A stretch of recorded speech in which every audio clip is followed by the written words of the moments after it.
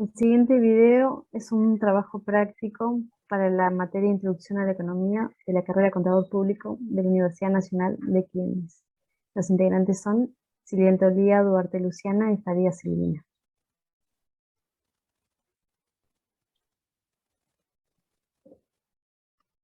Bueno, para la consigna A elegimos un artículo que habla de la política de acuerdos de precio que experimentó la Argentina entre 2004 y 2010, en donde se pudo observar la baja en el nivel de precios del año 2006.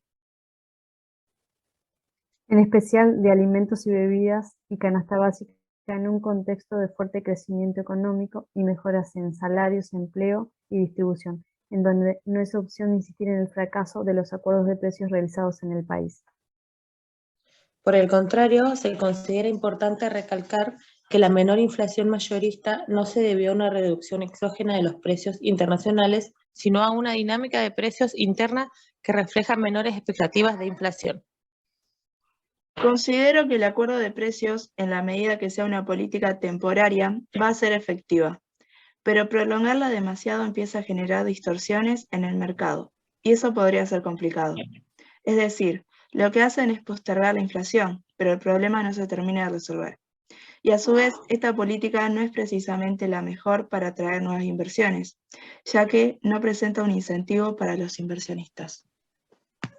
El control de precios está diseñado para proteger al consumidor, pero tiene como efecto secundario afectar el crecimiento de la economía, ya que los productores no tendrán incentivos para producir sabiendo que no pueden vender al precio real, y prefieren en muchos casos no producir a vender a pérdidas. Otro efecto económico es que aumentará la demanda y como consecuencia a largo plazo se genera la escasez de productos. Según lo que estuvimos estudiando, en la teoría del libre mercado, el mercado mismo mediante la ley de oferta y demanda debe regular los precios de los bienes y servicios, pero en ocasiones el Estado decide intervenir mediante la fijación de precios. Cuando el Estado toma la decisión de fijar un precio, por ejemplo, precios máximos sobre un producto, impactará sobre la oferta, puesto que hace menos atractiva su producción. Así que los empresarios prefieren invertir en recursos en otro sector donde los precios no obedezcan a elementos artificiales, sino al libre juego de oferta y demanda. En conclusión, el control de precios no ataca la raíz del problema, ya que los factores que determinan los altos precios seguirán presentes incluso con el control de precios. Y la respuesta del mercado será disminuir la oferta, lo que tendrá como consecuencia una desaceleración de la economía. En este ejercicio analizamos el mercado de las cámaras digitales y convencionales. Con los datos proporcionados realizamos el cálculo de la elasticidad cruzada, la cual nos arrojó un valor superior a 0. Al ser la elasticidad mayor a 0, se trata de bienes sustitutos. El bien sustituto, para recordar, es aquel bien que cumple con las mismas características que el primer bien, por lo que sustituye al anterior cumpliendo con la satisfacción de la necesidad del consumidor.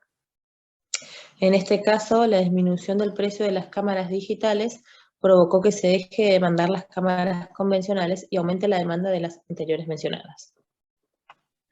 Con el cambio tecnológico aparecieron las cámaras fotográficas digitales y una de sus consecuencias fue la contracción de la curva de demanda de las cámaras tradicionales.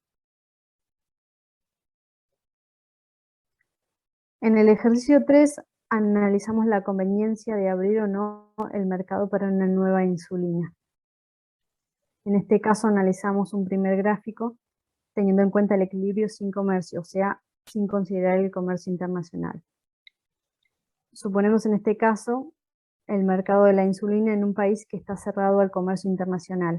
Cuando no hay comercio, el mercado está formado por los compradores y los vendedores del país.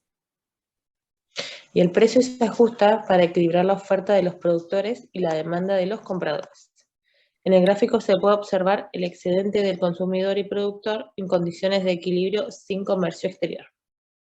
El excedente del consumidor, como sabemos, es la diferencia entre lo que estaría dispuesto a pagar, en este caso es PD, y lo que efectivamente desembolsa, que es PE. Y en cuanto al excedente del productor, es la diferencia entre lo que reciben como pago por sus productos, que es un precio mayor que el mínimo que esperaban recibir. En este caso, lo que ellos esperaban recibir era PO, pero recibieron PE.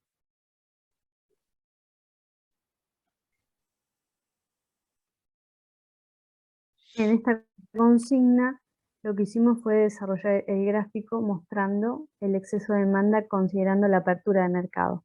En este caso suponemos ahora que el país sí abre el comercio internacional y la pregunta que nos hacemos es si el país se convertirá en exportador o en importador del bien, en este caso insulina. Para contestar esta pregunta, comparamos el precio de equilibrio en el mercado local con el precio vigente en el mercado mundial. Si el precio mundial es mayor que el precio de equilibrio en el mercado local, entonces el país se convertirá en exportador del bien X, la insulina en este caso. En cambio, si el precio es menor al vigente en el mercado local, el país será importador de ese bien. En este caso, el precio de equilibrio interno de la insulina es más elevado que el precio internacional.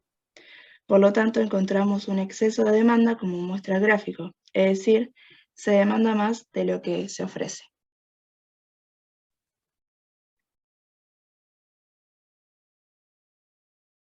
En el siguiente gráfico mostramos los excedentes del consumidor y del productor. Adicionamos el cuadro en donde se ve perfectamente el excedente del consumidor sin comercio y con comercio, o sea, con apertura de mercado, al igual que el excedente del productor sin comercio y con comercio. En este caso se observa en el gráfico que el consumidor obtiene una ganancia, mientras que el productor sufre una pérdida.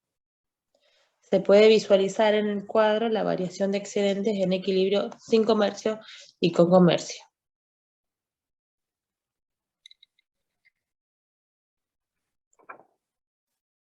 Bueno, en cuanto a la consigna D, como observamos en el gráfico anterior, la suma del excedente del productor más la suma del excedente del consumidor es mayor claramente cuando se abre el mercado.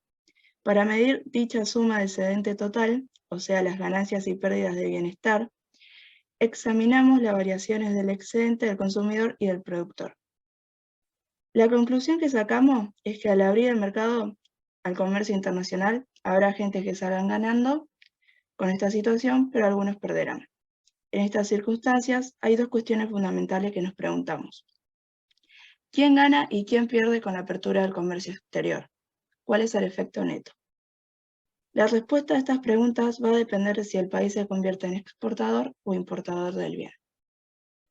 En nuestro caso, vemos que el consumidor obtiene una ganancia, mientras que el productor sufre una pérdida. El efecto neto de la apertura de comercio es positivo. Puede observarse que el comercio produce un efecto neto positivo sobre el bienestar. Y el tamaño de la ganancia neta es independiente de si el país es importador o exportador. Lo que cambia es la distribución de las pérdidas y ganancias. En un país exportador, los productores obtienen ganancias y los consumidores pérdidas. Las ganancias de los productores provienen de la venta de sus productos a un precio superior al del mercado local. Sin embargo, los consumidores sufren pérdidas al tener que comprar el producto a un precio superior.